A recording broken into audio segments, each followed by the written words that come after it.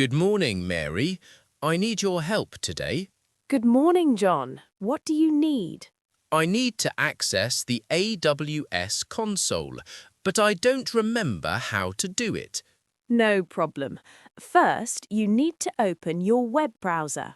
OK, I opened it. What is next? Now, type the AWS website address in the search bar. Is it aws.amazon.com? Yes, that is correct. Press Enter. Done. I can see the AWS homepage now. Good.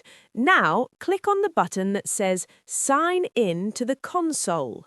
I see it. I am clicking now. Perfect. Now you need to enter your account email. Let me type my work email here. Yes. After that, click Next. OK, done. Now it asks for my password. Type your password carefully, then click Sign in. I did it, but nothing is happening. Wait a moment. Sometimes it takes a few seconds. Oh, I see a new page now.